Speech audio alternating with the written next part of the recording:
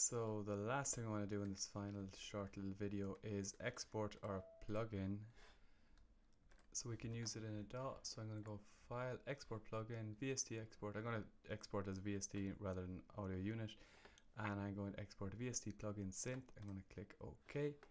I'm going to select my plugins folder on OS 10. That's user library, audio, and then plugins, and then VST.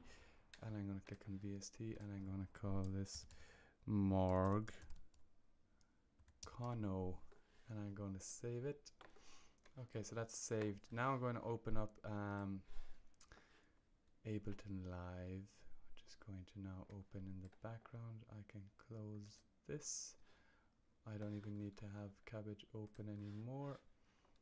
I'm going to close Cabbage, and there is live. If I go to VST, I go to user, and then I can click on the Korg Monotron. I can double click that, and then we have the Korg Monotron. If I go into edit mode, we can see the automation lines moving up and down. So you can actually, can I draw in here?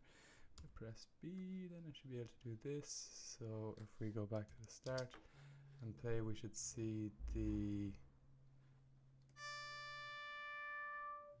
so you can see the cutoff thing changing over time. Anyway, so that's it, and there you have your plugin, and every time you save stuff here, the plugin state will be saved according to the DAW, as with most plugins that you import and export. So there you go. That was creating a very simple synthesizer using Cabbage and C Sound. Hope you enjoyed those little videos, and who knows, maybe I'll do some more someday.